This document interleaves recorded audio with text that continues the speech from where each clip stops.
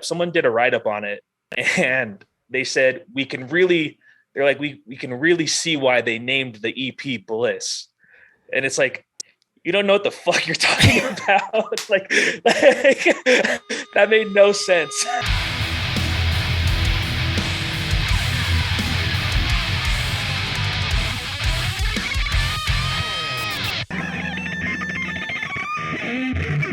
Wait, what was I supposed to do today? Oh yeah, have a blast.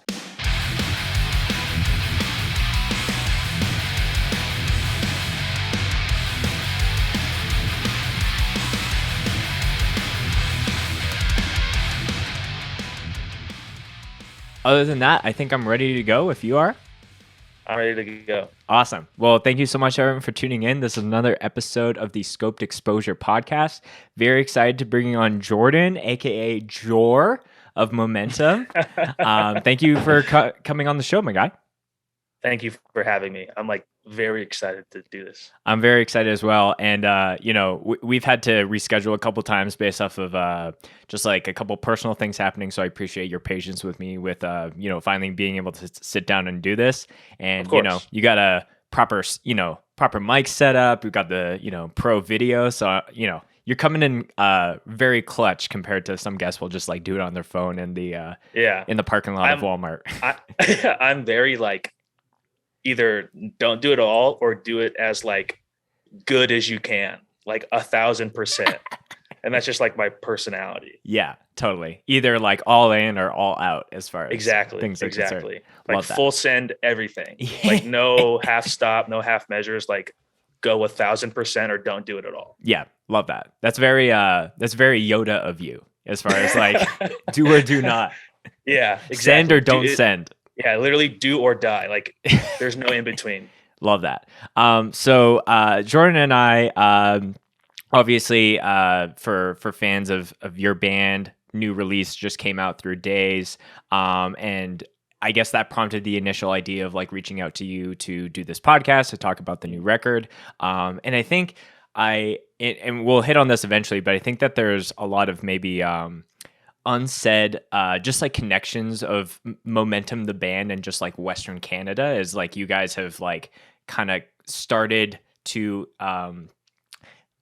come through that area a little bit more than most California bands. So I think there's always been a lot of people within my circles that really like you guys and appreciate that. So I definitely want to hit on that. But before we get into the music chats, we have to check some bevs. So it's tradition for the guests to go first. So tell me what you're going to be sipping on for the show. So today I brought in the new pomegranate Redbull. Let's go. Okay. Very exciting. I will say I bought 3 of them because I love pomegranates, the actual fruit. And I give it a 6 out of 10, if I'm being honest. Okay.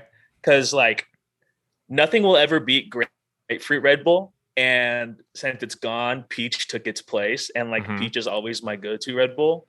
So I was excited to try this. And it's it's good, but not I great. would have rather had peach. Yeah. I'd rather have grapefruit again than having pomegranate. Was grapefruit a past winter one as well? Yeah, it was 2 years ago. But it everyone I talk to is always grapefruit is the king. They need to bring it back.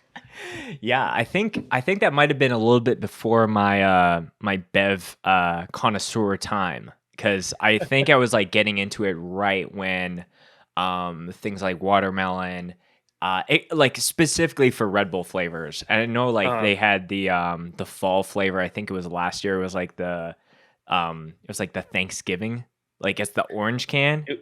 I think it was a cranberry. Yeah, it was cranberry. Something like that. People were saying it was a Thanksgiving dinner in a Red Bull. I'm I don't know if I would want to drink that, but peach is my thing. Peach is always going to be the Red Bull. But I also brought Liquid Death. Classic choice. Mm-hmm. It's just canned water is just so bomb. Yeah. I don't know how else to explain it. It just hits way better than if it's in a plastic bottle. Yeah. You know? I don't know if you saw, but earlier in season 2, I actually had Styx, who's the VP of lifestyle marketing for Liquid Death, on the show, and I saw it I saw you. I saw the post when you posted about him being on the show. Yeah. Yeah, and I've been riding the Liquid Death flag ever since then. Like, big fan of them. Curious because I think a lot of people kind of go in between the sparkling black can and the white can. Like, are you team white can, or like where, or you kind of interchange them? I I only enjoy sparkling water when I'm like with my friends. I'm never a like just go to get sparkling water to get sparkling water. Interesting. So I would Okay, have to be team white can. I see. Yeah. No one's ever I would said like say I only drink sparkling water with the boys or whatever. I'm I'm a social sparkling water drinker. Interesting. I love that. Yeah, I think Yeah. just, sometimes I've had the white cans and it just hasn't been the like it's just like I'm desiring that like that little those bubbles, I guess. So like I Uh, I normally opt for the sparkling water. There was one time though, to your credit as far as just having the still tap water is always a better move. I sometimes you wake up in the middle of the night, you're like super dehydrated and you're like trying to yeah. grab stuff. For some reason I thought one night it would be a good idea to, instead of getting just water from the tap and just like down a liquid death, and I only had sparkling water once and I was up for like hours because I was just like shaking. So and there's no caffeine. I think it was just the carbonation kind of fucked with Yeah. it. But yeah, two great bevs. I haven't actually seen the pomegranate Red Bull up here in Canada yet, so I'm having a little bit of FOMO off of your bev check. You're not missing much. I will tell you that. Fair, fair. I'm also a big peach Red Bull fan. I made sure to drink one of those anytime my band was recording our new music, so I Oh, could be sick. like, this split is powered by peach Red Bull. Um, Yeah. as far as bevs for myself, I'm sure you've seen a number of the podcasts here, and normally I check one of like our bev sponsors, but I think today I'm checking something entirely new. So this I Mhm. came across when me and my wife were just in Winnipeg, back where I'm from. It's called a Maracuya. Koya. I'm not 100% sure how to pronounce it, but it's a sparkling passion fruit drink. Oh, So it's out of Boulder, Colorado. Passion fruit's kind of like it's one of those more specialty fruit flavors. So yeah. I'm excited to give that a try. And it's sparkling, and socializing with you on the podcast. So I think that counts as far as what you're used to. Just it's always the Ooh, anxiety of crisp. like, yeah, very crisp. Should I give you my review of this? Yes, 1,000%. Yeah, that's not bad. Good. Yeah, it's kind of like finding that, like, how much of this is like a fruit drink and how much of it is like sparkling water. It's almost Yeah, like not sure which one it is. So maybe I'll figure that out the more sips that I have on have for it. for sure. But without further ado, cheers to you, Jordan. Stoked to have you on the show, and stoked to be, Cheers. yes, bam. So Jordan, I'm not sure how many past episodes you got to check out prior to coming on, but any new guests that I have on the show, I ask them the same kind of intro question, because I think getting context about how people got into heavy music, hardcore metal, like however you want to spin it, I think that's really, really important to kind of connect everyone and all these different paths that kind of all brought us to the same place. So tell me about what that was for you. Like, take us back in time. Tell me the first moments that you heard some of that crazier music and how you got put in the Dude, path that you're on. I have an actual like kind of funny story.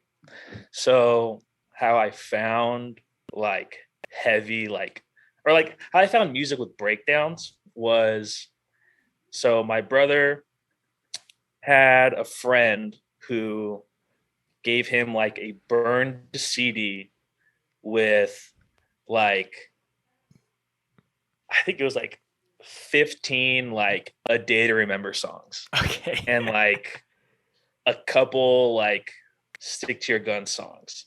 And up until that point, I was only like listening to like Metallica and like Sum 41 and like shit like that. Like that was all I listened to. Or like Slipknot too. I was like real big into Slipknot when I was a kid. And my neighbor from across the street, his name's Evan. He's like pretty much my second brother because he's known me since I was a child. And he's always looked after me like a brother. So whenever anyone asks me like if I have siblings, I'm always like, yeah, I have two brothers. And one day I'm like blasting like 1958 by a Day to Remember. I'm like 10 or 11 years old. And he like busts into the room and he's like, what the fuck are you listening to? And I was like, Day to Remember. And he goes, turn that fucking shit off. And I was like, what? He's like, move, get out of the chair. Cause we only had one computer at my house. So I get up, he goes onto his MySpace and he starts showing me his like top 10 like bands or like top 10 on his like song list. Yeah, totally. On MySpace used to have that.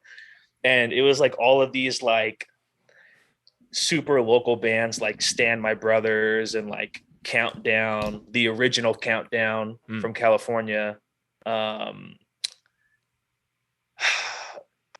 He showed me like Guns Up, and the band that really, really hit me at the time was Have Heart.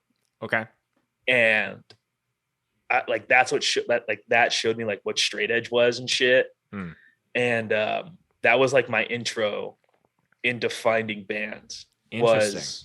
Was him blowing into my dad's room while I was on the computer and telling me to get the fuck off the computer. And he just showed me his MySpace. And that would turn into this thing where he would always come over because he didn't have a computer at his house. So he would come over to my house and he would go on his MySpace and like, we would just look at bands on his MySpace and be like, oh, this band is sick. Or like Down to Nothing just put out a new record and that song Pipeline just hit. And that was like my number 3 song on my because then I made a MySpace just to like look at music. Right. And then like I always wanted to go to shows, but he would never take me because I was 10 years old. Right. You know? So I would always have to like. You were kind of living vicariously through him in some ways. 1,000%, because he would like show me shows that he'd be at, and like he'd be like, oh, there I am moshing. I'd be like, I want to mosh too. Right. This is so sick. And it's like it's like so like I don't know, mediocre to think about it, but like those times legit changed my life. Totally. Yeah. You know, like literally like redirected the timeline of my life. You know, I could have straight up just been like a straight like normie, and then he like completely navigated me into like listening to actual hardcore bands, you know? Yeah, totally.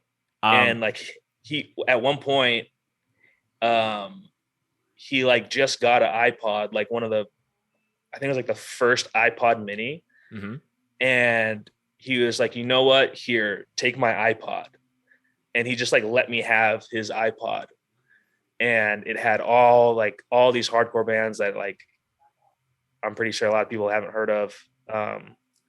But yeah, that was like the defining, like time altering change in my life of when I found hardcore was through him. Yeah. And he wouldn't let me have a scene phase either. Because I was afraid, he was afraid I was going to head down that road because I had like really long hair. Sure. Like I have like really curly hair, and like I would just let it grow.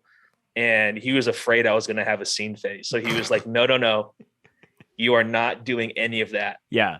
It's like the Day to Remember was kind of like a warning sign. It's like, I'm going to have to detour Jordan. Exactly. And that was that point in time where like jock hardcore kids like viciously hated scene kids. Like sure. When it was like that, like actual war, but between them, it seemed like. So he was like, you are not going to be one of those people. So Yeah, I it's appreciate him doing that for me. it's funny how even like 5 years ago, uh like you said, like jock hardcore, just like people who are very like specific, would be like you was like there's no way you'd be caught dead listening to like metalcore or like anything that like leaned way more that way aside from hardcore. And now it feels a lot more like you could see any band of any like subgenre under the heavy music umbrella all playing together on the same fest, on the same Yeah. touring bill. So we've come a long way on that end, but I do like that whole thing that you were mentioning as far as like an actual life-changing moment. And this has come up multiple times on different podcasts that I've recently done or way back in the day, is that people like discovering hardcore, especially with like shows coming back, and a lot of people maybe found it while we're all like stuck at home. Like those moments are like super pivotal to like really lock someone in to be the next big front person, the next key drummer in like 17 different bands from their area. And yeah, it's just like so. I kind of look at that huge macro level of things when it comes to hardcore, because like you said, if it's not as, if it doesn't like resonate with someone as true as most people come on the show and talk about how much they love hardcore, if it doesn't like lock in with them, they're probably going to go and find something else to do, whether it's like playing video games competitively or like do something else. And I think having multiple passions is important, but I think if you see a spark in someone, being able to give access to just like get those roots deeper and deeper is super important. Yeah, of course. I 1000% agree about that. Yeah. So you kind of like had someone kind of help you along the way to kind of maybe find a bypass around the scene phase and kind of get you more into like the true hardcore, if you want to call it that. How did the idea of Momentum, as far as like the initial like start, like was that your first band? There was a couple bands that kind of transitioned into that. Like tell me the origin of that. So the origin of how Momentum started, I was on tour with this band called Seasons Change. And for a while, they were talking about starting a crossover band, because they were all hardcore kids that just played pop punk music, because the shows were always super sick. And like for a while, I would only go to those shows because I had a better time. Like you can only go to so many hardcore shows before you're just like, I'm over it. Like you can only take so much. You know what I mean? Like just based off of like the style of the bands, or like how it's like when you go to a show and then the show's done, and like you don't immediately put on like Impending Doom after you go see a hardcore show. You know what I mean? Sure. Like I don't want to listen to more dudes screaming. Yeah. Okay. You know I got what you. I mean? I got you. And like the environment of those shows were like, everyone was really friendly. The crowd reaction was like everybody singing along, and like it just felt so much more personable. And like that's why I really liked going to those shows. And that band, they were just like super welcoming. Like I just showed up to their shows and they always talked to me, they always hung out with me. We ended up always going to go eat after. And like one time the singer Anthony just like, he's like, yo, we're gonna play a show after this show, are you gonna go? I was like, I do not drive yet. I'm fucking 15 years old. Right. And he's like, oh, I'll drive you. He's like, where do you live? And I was like, oh, I live in like Whittier. And he's like, all right, well, that's not too far from me. I'll just drop you off at your house after. And I was like, yo, do you want money? I have like $10 left. I will give you that as like gas. He's like, don't even worry about it. Right. And I was like, wow, these people are so nice for no reason. Right. So I end up going to all their shows, and they have like one song where there's like a dude screaming in it. And I would always do that part. And then they asked me to do merch on a tour. So I do merch on a tour. They talk about starting the crossover band, and he's like, we want to call it Bliss. And Okay. Interesting.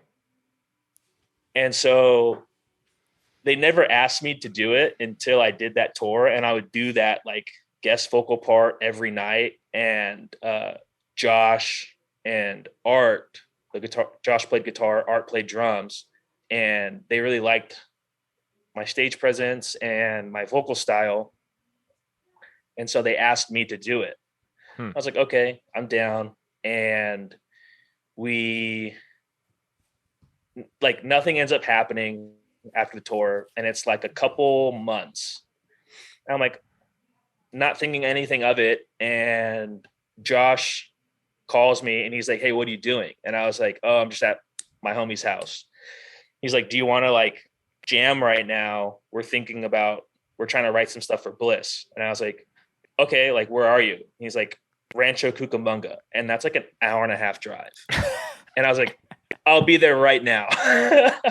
So I get in my car and I fucking drive an hour and a half to go see him. And he's like, hey, here's like a demo. Try to write a full song. And it was like on the spot? On the spot, but like driving there. Oh, and he's like, okay.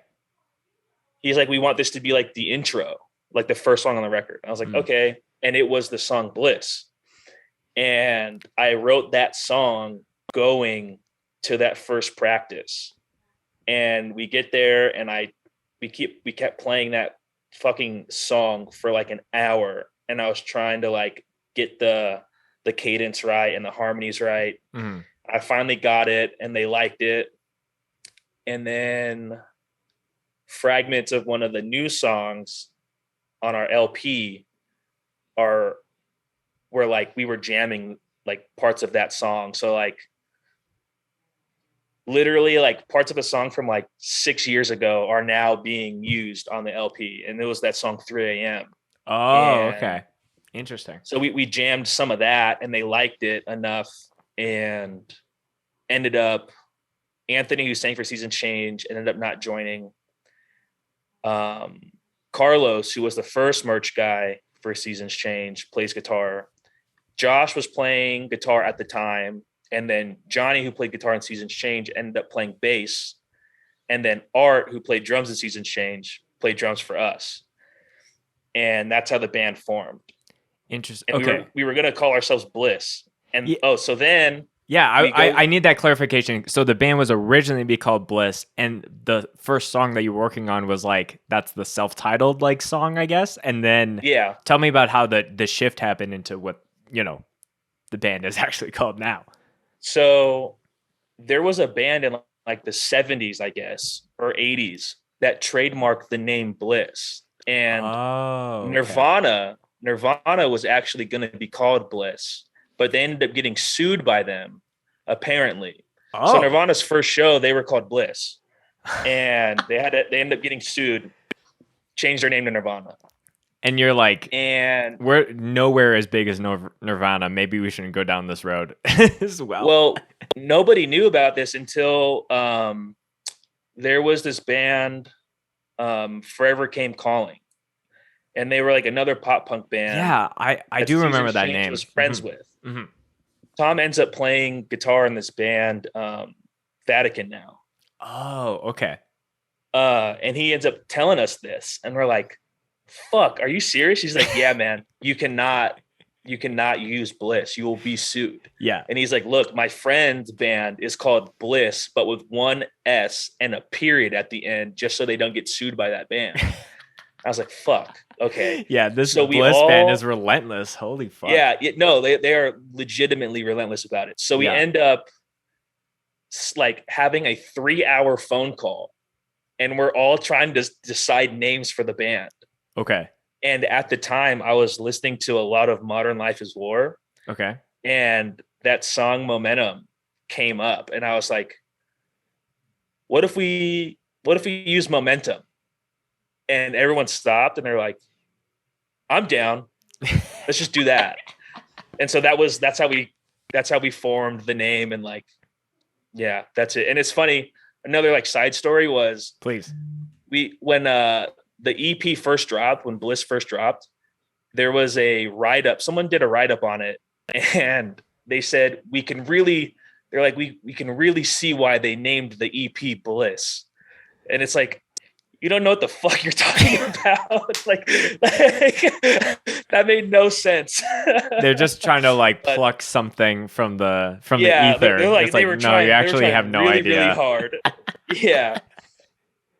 So Wow. Well, yeah, that's a story on that. Yeah, I appreciate the full behind the scenes as far as that. And it's always bands that are like in some kind of weird thing that they feel the need to like trademark it. And then it's like all these things like, you know, you've seen so many bands struggle with that. Like I know like Buggin' Out from Chicago had to change their name to Buggin' because of some kind of like cease and desist stuff. And it's just like, it's so wacky, but I think it's ultra wacky, especially in hardcore, because like most of these projects are not going to be competing in any kind of shape or form. But oh yeah, there's like 7 different momentums.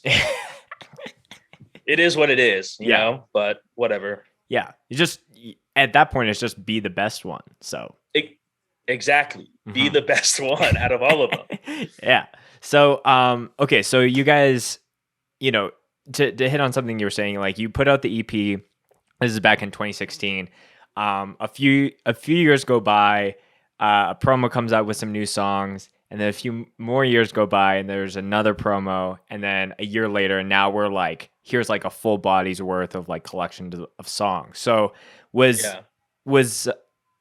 like the time, like I'm sure there might have been things in the mix where it's like, or did you guys just want to take your time in like curating the best songs, and like you were saying, some of the songs that have just come out have riffs that maybe were started 6 years ago, but like still hold.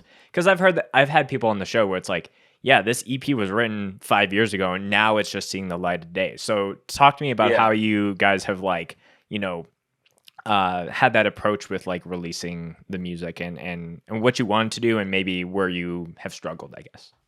So when we wrote Bliss, we were all like super young, right? Like I was 19 and everybody else was young, and we all had like part-time jobs, and we had a lot of free time.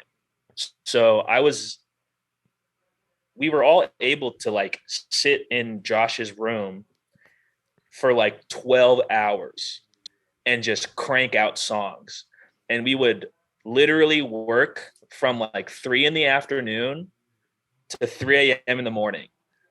And that's like another like Easter egg of why we call 3 a.m. It's because it was always like a joke between us. We're like, yo, when are we going to write? And we'd always be like 3 a.m. So we grew up, obviously we got like full-time jobs. We couldn't meet at Josh's anymore because Josh lives like 70 miles away from me. Oh, okay. Right. And so it's even farther for the other guys. So it's a mission to go out to Josh's house. So we couldn't do that all the time, right? Like I can't go to his house 3-4 times a week and like get there at 3 p.m. and like get home at 5 a.m. Like I can only do that so much. Yeah.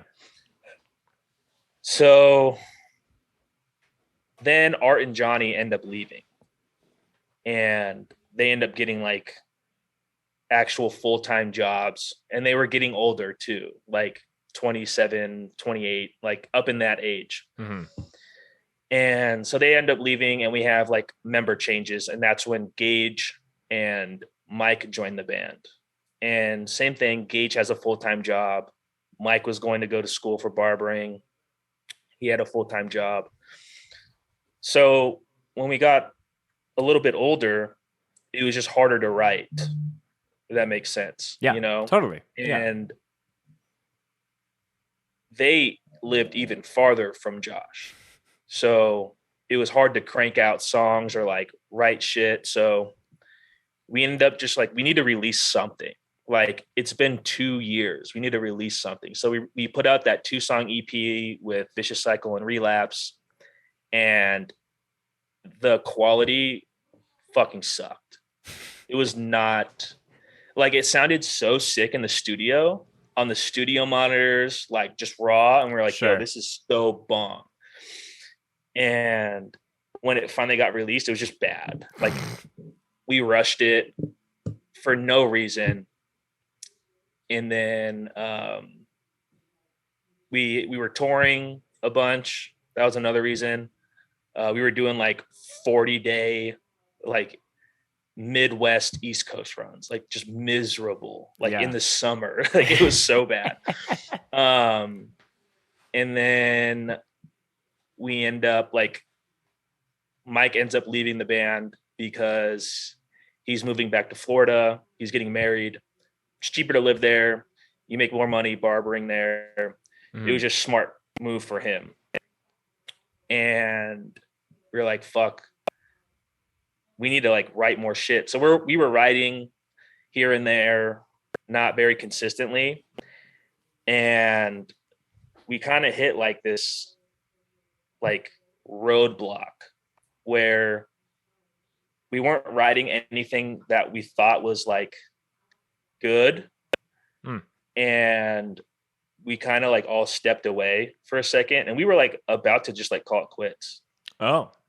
And then so this is before point, like, the 3 a.m. like the whole like Days 2 song kind of promo. Like yeah. Gotcha. This was probably in like 2019. And then fucking COVID happens.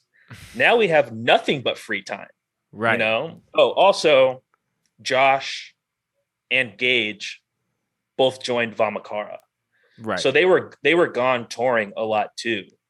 So it was hard for like Josh to like come home, like write with us, write with Vamakara, do Vamakara shit, do momentum shit. Like it's a lot of shit. Yeah, he was spread real thin. Totally. But like he powered through it because he's Josh, and he somehow pulls it out of his ass and he just solves everything. Like, I don't know how that guy does that. So the pandemic happens and we start writing at like my house. So Josh would come to us now. Okay. Let's fuck that drive. That shit sucks. So he would come to my house, and I had like a extra room that was like my dad's office. And we just turned that into our studio. Cause like I could scream at my house cause it's just me and my dad. Right. Whereas like when we were recording at Josh's house, I'd have to like literally go under like 4 blankets and like wait till a certain time and like scream into a microphone and like make sure his grandma doesn't hear it. Right. To do all our pre-pro, you know? Yeah. Probably not a good time to be screaming at 3 a.m. when you're demoing shit. Yeah, exactly. So, but at my house, we could just do whatever the fuck we wanted. Totally. So we like really like buckled down, and we were just like cranking out songs, always meeting to write. And we were only going to do like 7 songs. And I was like, we can't just do 7 songs. We have to put out a full LP. It's been so long. So then we were like, okay, we'll do like a little interlude. And we did a little interlude. We were like, okay, it's good enough. And then I was like, we should really re-record these songs. And like nobody wanted to. And I was fighting this forever, dude. I was trying so hard to get them to want to re-record it. They're like, no, we'll just be wasting time. I was like, these songs are good. They're legitimately good songs. They just didn't get the treatment that they deserve. You know, like Taylor Young needs to work with these songs and put his spice on it. Totally. So then like out of nowhere, they're like, yeah, let's re-record all of them. And I was like, what the fuck, dude? Like, I was like, I was begging to do it. And you guys are like, nah, yeah, it's not. And then just like like out of the blue one day, they were like, yeah, let's just do it. And then we had 9 songs. And then we were like, we can't just do 9 songs. We have to do 10. Like, I hate seeing just 9 songs on an LP. Like, just do 10. Yeah. So that's when we did that song Dive Down with like the clean vocals. And we recorded that song, or we practiced that song day before we were going to go record it, and recorded it that the next day, and it came out. It's my favorite song on the record. So that's it on that. Yeah. Yeah. I think it was just interesting because I think, there's a bunch of different things with, you look at a band that's like in your neighborhood, like Drain, they did those like 2-song promo. And then when California Curse came out, like those songs made the record. And sometimes like that's just like a record label thing. Like maybe they're like, we want this to be part of our, discography and catalog. But like you were saying, you really believed in those songs, and if you felt like, oh, we just didn't give it its due at the time because we were young and we didn't know what we were doing, and now we're like a little bit more established, and now the stakes are a little bit higher, and I think that's really cool that you guys were able to do that, because even in like in Relapse, like it's always that thing where you're trying to like give the song the, I guess, like paying homage to like the original version, if you want to call it that, but still like spicing it up and having new things that are exciting about it. Exciting, yes. Yeah. I'm sure we're gonna get to that, but something that I just like how, because I remember like definitely a lot of the crossover nature of the band off of Bliss, that first caught my ear when I was first finding out about you guys. But I kind of find that you guys have like a very like Maximus approach to like songwriting. Instead of like being very like simplistic and being like, here's like this little part, it's like, how much crazy shit can we do all in one song? And it all seems to like, not just lean only on like a chaotic drummer. There's like bass stuff, guitar stuff, vocal stuff. So like, has that always been the mindset for you guys, or is that something you kind of developed over time? It's funny that you say that, because that is all 100% Carlos. Okay. Carlos, dude, riding with that dude will be like, yo, let's do like a straight up caveman style like breakdown. He'll be like, oh yeah, let me try it. And he'll pick up the guitar and he'll be like, and I'm like, yo, what the fuck are you doing? I said, write a breakdown, dog. And he was like, what? That's like not, that was good. I'm like, yeah, that was fucking sick. I get it, but that wasn't a fucking breakdown. Like, you're doing solos and shit. That is so funny. And he would do it all the time. So that's why Gage is good to have in the band, because he's very just straight up hardcore. And he adds that dynamic to the band. Whereas Carlos is like, what's the coolest shit I could do to show off how good I am at guitar? Totally. And for a while, people would be like, Momentum is a musician's band, because they hear the shit that Carlos does and they're like, that's crazy that Carlos can do that. But if kids want to mosh, you can't mosh to some fucking guitar solo. You know what I mean? Yeah. If Carlos goes up there and he just like does these crazy sweeps or like these crazy like pick notes like for 3 minutes, everyone's gonna stand there, Right. Just being like, whoa. Yeah, you need the contrast, obviously, from that part into something that's like a lot more dumbed down and more caveman, like you were saying. Yeah, and that's one thing we tried to do with the new record, is to just be simple. Have that like pop structuring, so shit is catchy. Yeah. Because I hate when bands aren't catchy, or there's no structuring to songs. It's just riff after riff after riff after riff. There's just no structure. And for me, I feel like it's really important as a songwriter to be able to have that structure and have that dynamic ability to write songs like that. Totally. So we have been trying to do more pop structure, more groovy, catchy choruses. Another thing I don't like is like songs will have very spaced out parts where there's no lyrics. And so I try to always fill the space without making it too cluttered. Does that make sense? Yeah, I mean, I guess that's how we write. Yeah. Yeah. It, just off of that point, I was listening to a lot of the earlier stories so far, just on like a road trip Yo, recently, and I was like, big.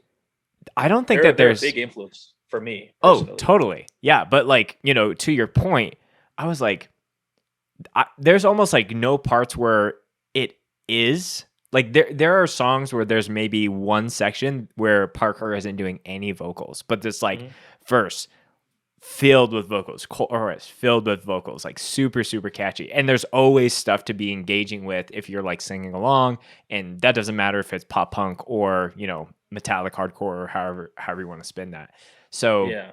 there's definitely like a fine line and walking on the fence of like, does this part hit without having any vocals in the mix of it, and just like ends on a big the song title or whatever. So to your point, what is one of the most catchy things in hardcore that like really catches your ear, if you want to say it that way? Like, is it a drum beat? Is it a vocal style? Is it a way the guitar riff kind of comes back around? I'm curious on what your thoughts are. I think what sells bands, at least live for me, is the beat of the drums, because that's the heart of the band. Mm-hmm. Like, if nobody is fucking air drumming your fucking songs on stage, or like in the pit or whatever, you're not a good band. Like, people should be air guitaring and like air drumming your songs. You know what I mean? Totally. Like, that's when you know like you're making it. Right. But for me, like when I'm at shows and I feel something, it's definitely with the choruses or like the one-liners in songs. Mm-hmm. Like that, like that's the big selling point for me if I'm at a show. Mm-hmm. Like, I want to sing along to lyrics that mean shit. Hmm. Because there's way too many fucking bands, I feel like, that write songs that I don't know what the fuck you're talking about. What is this song about? Mm-hmm. This shit does not relate to me at all. Like, you're writing about straight up nothing. Mm. And like sometimes that's dope. Like concept albums, like that's very sick. Like the new Knock Loose concept EP is like disturbingly depressing, but it's fucking dope. Great like, example for sure. Yeah. But like other times I hear songs that just like there's like no sustenance there for me, so there's no connection. Mm-hmm. Well, let's use that. Sorry. Go ahead. No, you go I ahead. was just going to say, let's use that as a segue to just talk about some of the lyrical directions on some of the stuff. Because I think that was always something that when I was listening to you guys, I always felt like a lot of your vocals, like, some people just scream stuff and you're like, you can pick out certain words. It's just like, no, like, I felt like you just articulated things like very, very clearly on a lot of your releases. And I felt like the why and the purpose and the passion behind a lot of the stuff that you're writing about. So talk to me about like some of the things that you feel most proud of, as far as like lyrically, for the LP, places where you went like really, really deep, or stuff that you just want to either clarify because maybe it's like a little bit more abstract. So with the EP, a lot of the songs that I wrote, because when we write lyrics, it's very collaborative between mostly all of us, especially me and Carlos. Carlos is a very good lyricist, and he leans more on the figurative, like poetic type shit. Sure. Whereas I am very, very literal. So a lot of the songs that were on the EP were just stories about my life and like shit that I wrote when I was like in high school or like even in middle school. Like there's little like lyrics I would write, like not paying attention in class. And I just kept them over the years. So a lot of those made it onto the EP. As for like the songs that I'm proud of the most would be the song Shattered and the song Sundowner. Mainly because Shattered was like it was a song about my mom. And when I was 12 years old, I watched my mom like literally die in front of my eyes from cancer.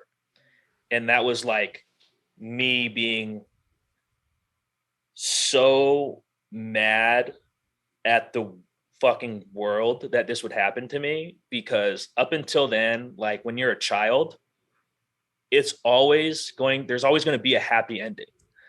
You know, you're always fed the Disney movies and the child movies where it always works out at the end. So when she was going through cancer, it was always like, oh, she's going to be fine. There's never like, there was no tragedy in my head that could happen, you know? And I remember my dad always saying, like, it's getting worse. We don't know what's going to happen. It's getting worse. We don't know what's going to happen. And then finally, my brother picks me up from school and he's like, hey, your mom's breathing changed. She's probably going to die. And I was like, what the fuck? So we drive there. We drive back to my fucking grandma's house because she's like, she was terminal. It was going to happen. I just didn't think it was going to happen. Right. We get there. I walk into the door. She looks at me. I look at her. She fucking dies. Wow. It was insane. So Shattered was like me, like, dude, I would like fucking cry myself to sleep leading up to that, being like, this is so unfair. Like, why isn't God saving me? Like, why isn't God helping my mom? And that's pretty much me like saying like, fuck you to God, because I was like up until that point, I was pretty religious. Like I was raised in a Catholic family and I was like, God's going to be the miracle man he is. And just poof, cancer's gone for my mom. Didn't fucking happen. So that was Shattered. So then Sundowner was a song I wrote on tour with Seasons Change. And it's about my grandfather's like battle with Alzheimer's or dementia. And it's like a special case where at nighttime it gets worse. And my grandma literally lives around the corner from me. So I'm there every day. Okay. You know, I would eat dinner there like 3 times a week. And he would repeatedly forget who I was, forget who my dad is. He would forget who my grandma was. He just knew it was his wife. He would forget where we are. Like we'd be eating dinner and he'd be like, all right, are you guys ready to go home? Because they used to live in Glendale. And so it was like, I was really young and I would get fucking so frustrated because he would ask me the same fucking questions 1,000 times. Or if I wore a shirt, like if I wore this Deftones shirt, he would be like, what's that on your shirt? I'd be like, oh, it's a band. He'd be like, oh, okay. What's that on your shirt? Yeah. And it would repeatedly happen over and over and over again. And I would be so fucking mad. But it's like, but then like, I can't be mad because it's not his fault. Right. So it was like that struggle of like, I don't want to be going through this, but I have to be there for him and take care of him. Because they do so much for me. I need to be reciprocating that back. It's my duty as their grandchildren to take care of them. And I do. And I was up until he died. And the song Forget to Die, that is like the part 2 to Sundowner. Okay. So in Forget to Die, Before we hit on that, I just wanted to ask, as far as like, is that like a case by case thing where it's like you were saying, like it's worse in the evening, or is it just like that happens for anyone who has dementia I think or it's a case by Alzheimer's? case. I think it's a case by case thing. That's why it's Okay. called sundowner syndrome or something like that. Okay. But it would get like really, really bad. Hmm. Like he would be like fighting us, like almost fist fighting us. Yeah, because he thought doesn't we were know who you breaking are. into his Yeah, house. yeah, yeah. He doesn't know who I am. Like he Fuck. straight up forgot who the fuck I was. Mm-hmm. Didn't even know who my dad was, his son. And I Mhm. can't imagine how bad that would feel Mm-hmm. for him. For me, I was like, this is just life now. This is Yeah. just how he's going to be. Mm-hmm. So yeah, I mean those are the two songs that like for me where I put the most of myself into writing. Sure. Totally. Because those are like my first songs. And I'm like, I'm gonna put my whole heart into all of this. Yeah. And they were just stories about my life. So pretty much. So based off of that, because I do think, a lot of the hardcore and like heavy music that I grew up on, and I'm sure it was kind of the same for you, like very personal lyrics, like those two examples alone are like, are from the depths of Jordan, if we want to say that. So do you think bands nowadays are maybe not valuing that as much, and maybe just like look for the quick things to write songs about, like, oh, like I'm gonna write this, like I still think that there is, if you want to call it like baby steps, as far as like someone in their first band to like, oh, like I don't like the police, so I'm gonna write the anti-cop song. But like so many bands have that. So like, what would you say to like, because there's a plethora of different people, and like, they're on their 10th band or their first band.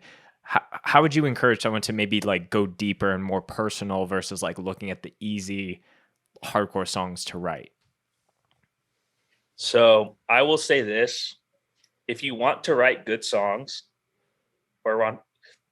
if you want to write good lyrics, almost 90% of the lyrics I've written were with no stereo on, in the car, driving on the freeway. I would pull over. I'd be in my head thinking about shit, and I would just make it rhyme. I'd come up with like 4 bars, and I'd think about it, and I'd fucking pull over to the side of the road, first exit, and I would just repeat it. As soon as I could stop somewhere, pull out my notes, write it down, get back on the freeway. And it would take me like 2 hours to get home.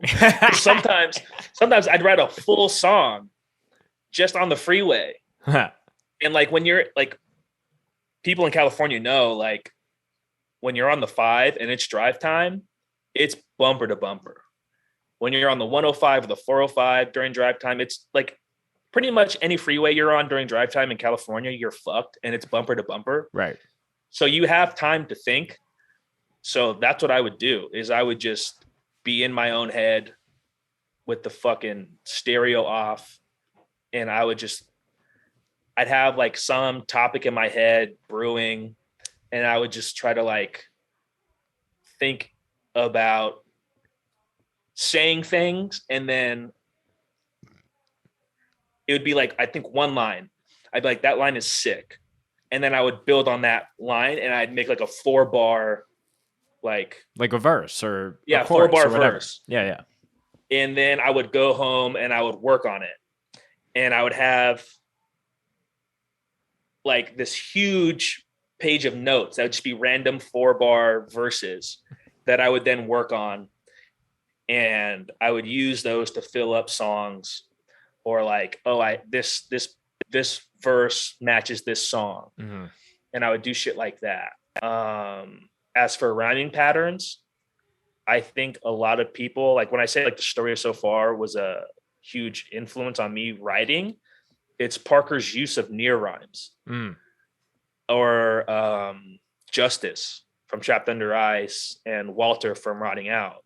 Like those bands were big for me, like even on a personal level, but like as lyricists, and how they're able to just like use certain rhyming schemes and rhyming patterns. Mm-hmm. like it was just so influential to me. So I would say look at people like that, like really good lyricists, really good musicians, and mold your own stories. Because I feel like as songwriters, we should be authentic and not write about fake shit. Yeah. Like everything for me is just stories from my life. Mm-hmm. Yeah. But and I pulled that from Walter. Mm-hmm. I remember Walter telling me it's like all stories. Everything I write about is just stories about my life. And that's why rotting out songs fucking hit. And that's why kids go crazy, because they're relatable.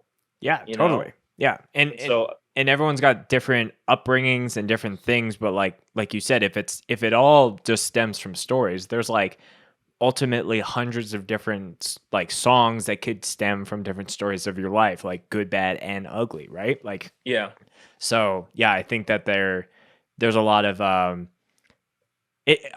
don't think like maybe this next generation of hardcore is getting like lost in the sauce of that, but I haven't seen as many vocalists really like write those like whoa, like, you know, that like oh fuck, like just that really juicy like lyrical content that like you know, some of the people that I looked up to growing up and some of the bigger players. So don't get me wrong, it's hard though. Oh, it's totally. Hard to, yeah, like, it's really be truthful with what you're writing. And like there's a certain feeling I will get where it's almost like when you're about to cry and you get that like choked up feeling in your throat. Mm-hmm. That's like the emotions for me building up. And then I'd be like, I'm now in that right headspace to where I could come up with a certain topic, or like this certain topic is making me feel this way.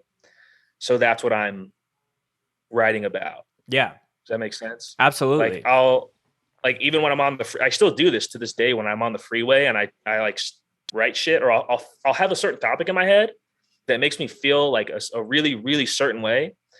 And like, sometimes it's so truthful to myself that like, I'll legit feel like tearing up because I feel so strongly about it. If that makes sense. Totally. Yeah. I think being able to not like to come out of your shell when it comes to like playing on your emotions and being able to put that into your music. Cause yeah, like there's a reason that like a lot of bands who have those like really personal songs, like it doesn't matter if the crowd is going crazy or not. Like sometimes they'll break down mid performance because it, like that song means so much to them, or they're like experiencing in the midst of all the adrenaline of a live show, all these like nuances within the song itself. Cause like, you know, like I think Brian of Knocked Loose is a great example of being able to like write in a certain time period in his life and then be able to call back and have an evolution of his thoughts and perspective on things. So yeah, I love all of that. Do we want to, before we get into the next, I know one of the single that you guys did for the LP, Overkill, I think I shot you a message. I was like, please tell me this is like a Halo reference. Cause like, I hope so. So unfortunately it is not. That's okay. It was actually a working title for the song. Okay. And we ended up just liking it so much that we just kept it. Mm-hmm. It's like a dope title. Totally. Like, I don't know. It's just fucking like, it's a good opener for the record. Like it's just, I don't know. It was a working title that we kept, and it worked out perfectly. Yeah. I was like, well, even if it's not, I think it's a dope name regardless. Although I am a huge Halo fan. Okay. So I'm curious if there's any other like kill streak medals that you would write, name a song after. Kilimanjaro. Like, I don't know. That would actually be so badass. Yeah, it's, you know, I think there's a song. Is it the My Child, My Bride song? Yeah, they do have Headshot? that song, Headshot. Yeah. Yeah. Shout out to MCMB. But yeah, I think there was something where I had to do a double take because I think the song is called triple threat, and I was like, does that say triple kill? But I was like, no, that's just my Halo brain turning. I got a couple more questions here for you, Jordan. So, like I was saying at the top of the episode, the momentum and like Western Canada like connection is like a lot more than a lot of bands in California. And I think, with you guys, you came up to play Wild Rose 2019, and I think you guys were actually supposed to play the year prior, but like some things kind of like got messed up. But also playing up and playing Vancouver a number of times. So I guess like I'm always trying to fly the flag for my scene up here and just trying to like get the word out as much as I can. So I guess I was curious if you could share some of the origins of like, was that like an idea that you guys originally had or you got reached out to, or like how that relationship between like, you guys and a lot of the Vancouver mutual friends of ours kind of started? So when the band first started, I was secretly sending out the masters of our record behind my band's back to these promoters, okay, or like people who put on shows, and I was sending it to the DPK guys. Yeah, and they're like, "This is crazy. If you guys book a West Coast run, come to Canada. Kids will love this shit." Mm-hmm. And I was like, "I'm so fucking down." So we end up just playing Canada a bunch, and like they fuck with us super heavy. And there was one time we were playing up there with Creeping Death, and we play Bliss, and the entire crowd like shouted out that Bliss. Yeah. And I was in like total shock and disbelief. Like I couldn't believe so many people were doing that. It was like that moment where you're like, this has all been so worth it. You know what I mean? Totally. And also I feel like kids in Canada, like I've talked about this a lot with my friends, where I feel like there's certain hardcore scenes that care about being a cool guy, and they don't do like, they won't mosh unless someone else moshes. They won't sing along unless someone else is singing along. They don't get involved until the collective gets involved. Whereas like kids in like Canada, they just go off regardless. If they fuck with that band, they just start going off. It's very akin to like kids in like the Midwest, like the LDB kids. Those kids just go off for everything. They're moshing for every band. They're singing along for every band because they're happy that these bands are going there. Because that's like such a flyover state. Who gives a fuck about fucking Kentucky? You know what I mean? Right. But like they go off every time. Every show we've had there is sick. Every show we've had in Canada is sick. And it's like, why don't more bands play here? Like the kids go off. They support the bands. They buy merch. Like the shows are always dope. I feel like more bands should play there. Like all the people are nice. The food is very good. Like you can go anywhere on Vancouver and go get like a full meal for $5 US. It's insane, Right. So like, I don't know why people wouldn't want to play there. It's great. Yeah. And I love hearing all those things from you, just because like, whether it's people within Louisville or Vancouver or Calgary, like I think it's safe to say that any of those scenes might be, not within the normal tour routing, or like, you might have to go out of your way to hit a lot of these places. But all the people that are like putting on the local fests, putting on, playing in these bands, like maybe being like the content creators and like trying to, push stuff out into the internet hardcore world.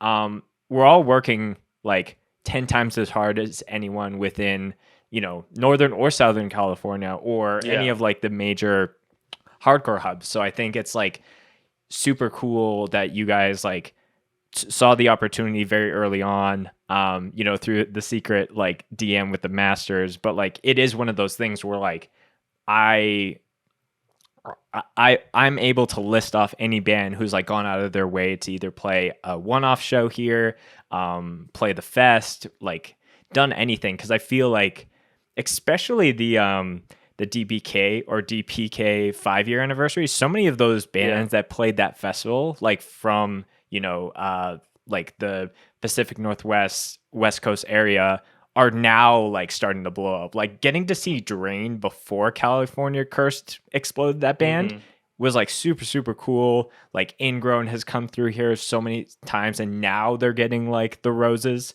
of like being as sick as they are.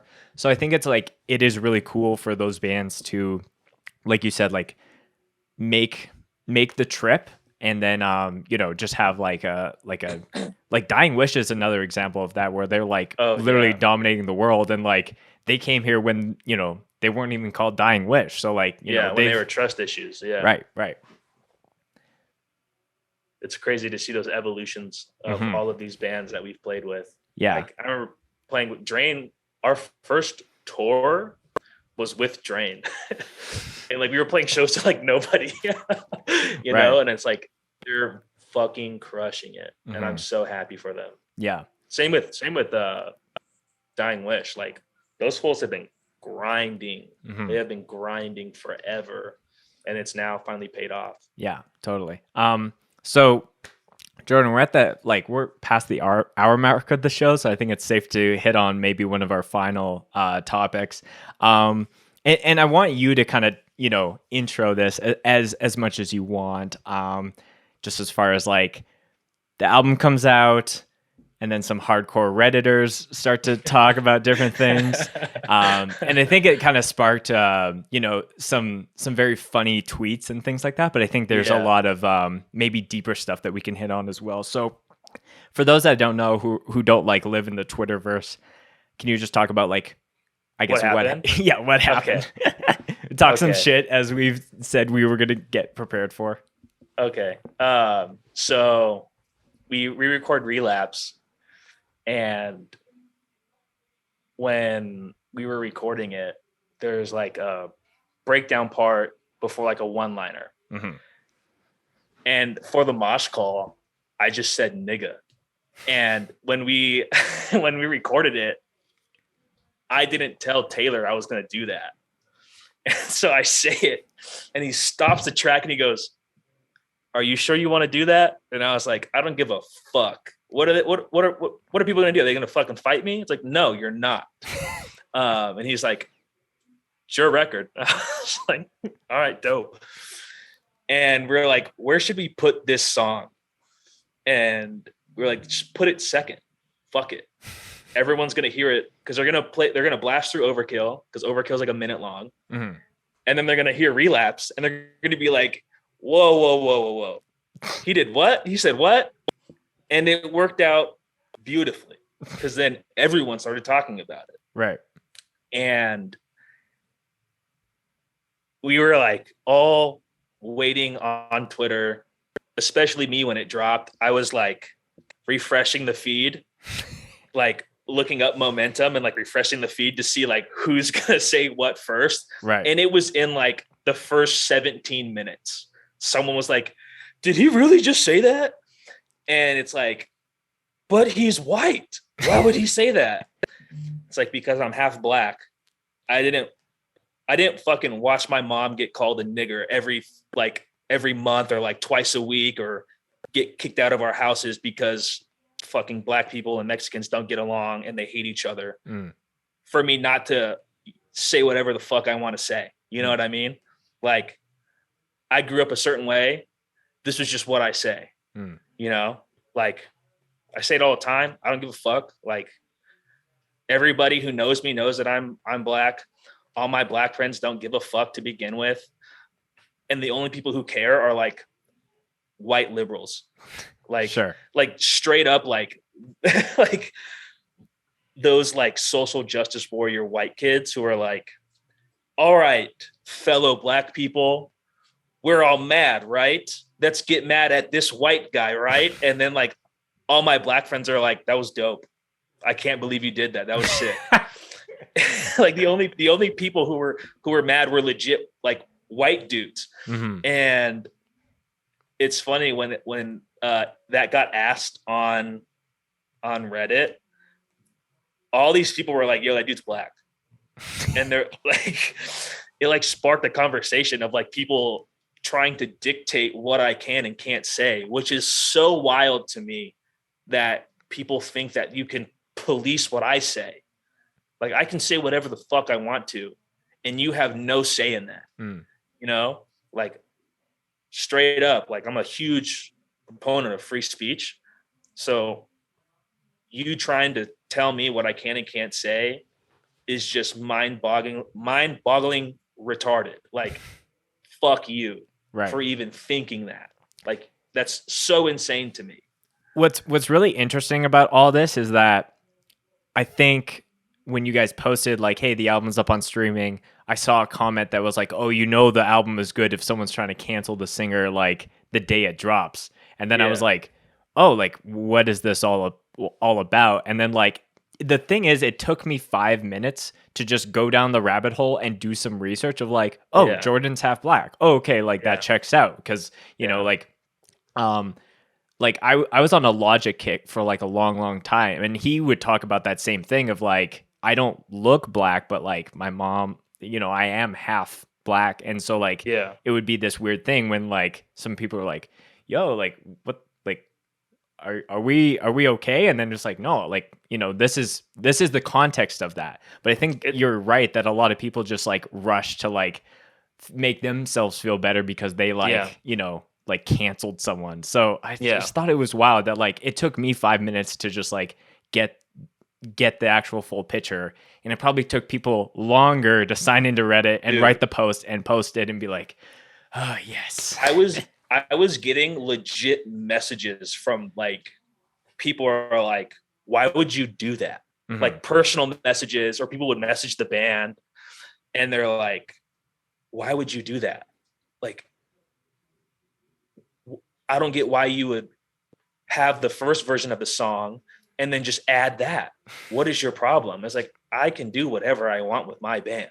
It's not yours to decide, you know? And like, dude, one guy was like, I study cultures and races for college, and you are white passing and you are using your white privilege. And I was like, okay, thank you for explaining to me that I'm white passing and what white privilege is. Fuck off. I don't care. Right. Like it was ridiculous, the type of like people that were hitting me up to do this, or like hitting me up to like ask, like one guy even asked for permission to listen to the song. And I thought that was really weird. Yeah. He was like, I just need to know that you can say this so that I can feel good about listening to this song. And I was like, what? Like, I've never heard these, and you're like a grown man asking me this. Like, you can listen to whatever you want. It's a free country. And he asked me, and I was like, yeah, dude, like, this is the deal. Listen to it if you want. And he was like, oh, I feel so much better. And I also think it's kind of racist that all these white people are trying to dictate what I fucking can and can't say. It's like low key, like racist that you're trying to do that, in my opinion. So yeah, because like I think, man, like I thought it was just funny that like it was very intentional for you guys. Like, we're gonna, you know, this is a re-recording of a song, so it's like almost ultra unexpected because there's like a past version that people can listen to. We're gonna put it at the front, and just kind of have that. But I do think it's just wild that a lot of people, like I said before, just like will just rush to it versus like trying to take 5 seconds out of their day to maybe like understand. And the other thing too is like, like Momentum isn't just a band of only like all white individuals. Like there is some like we started out being full Mexican. Like like the entire band started out as just like they were all Mexican or brown. And now it's like just me and me, Xavier, and Gage, who are the white people in the band. But they're Italian, so they're people of color too. Yeah. So like as like like I said before, you clearly did this on purpose, and like, was that kind of in a way to like put a flag in the ground as far as like this is who I am, and like you kind of taking a stance versus trying to shy away from trying to, like not like hide in the shadows per se, but just like, oh, like my friends know, but I don't need to make that known through my music or anything like that. I would say yes. Yeah, it was kind of like, here I am type deal, but also like I knew exactly what was going to happen. So it was also like a fuck you to Totally. them, Yeah. to people who were going to get mad. Cause this isn't the first time it's happened. Oh, This is like the third time it's happened where So- people have tried to come after me for it. And it's always fun. It's always fun to like poke the bear sure. and see what happens. And then all these people just end up looking stupid. And it's always the same white people that try to do it. Like I've never had So what was a the black person come up to me, be like, "What are you doing? Why are you saying that?" They're always like, "Oh, you're half black. Okay, that's sick." So like the first and second time, was that on a song per se, or just like, No, I actually said it on Twitter. oh, okay. Yeah, and then like all of Texas got mad. All of Texas. All of Texas got really mad, and it caused this like war between like California kids and Texas kids. It was very. You just had to be there to witness it. It was very funny. I see. Yeah. It's almost like that is like gasoline on the ground as far as like if it's through Twitter, but like it was very in the forefront through the song, but it almost had like a greater hit because it wasn't just like a tweet per se. It's like, I'm putting this in my music, like I mean what I say. So I thought that was and I think it's really important, for you to talk about that in an open way. Like that is kind of like, if you need an explanation, just go listen to this podcast versus like having to like the last thing that you probably want is to like have to clarify yourself with anything, because like you don't need to ultimately. Exactly. Mm-hmm. Exactly. Because at the end of the day, even if I wasn't, what are you going to do about it? Are you going to confront me and fight me? No, you're not. Yeah. You do not have the skill or the gall to do it. So I just did it. Yeah. It should be, I think like a lot of people seem to just rush to that. So yeah, I think it's very apparent. I think it was like a very like authentic way that that you did that, and just like able to, like, this is who I am, and like made a lot of people feel really stupid as soon as they were like, oh, Yeah.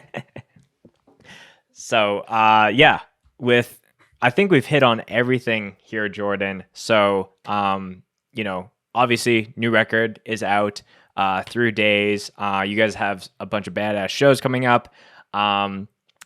The last thing of all the podcasts is a favorite mosh story that you would like to end on. So story. So that literally could be anything that first comes to your mind. That could be something that you did, something that happened to you, something that you just saw at a show, whatever's top of the head. The one that I remembered the most, that's like kind of funny, was I was at Chain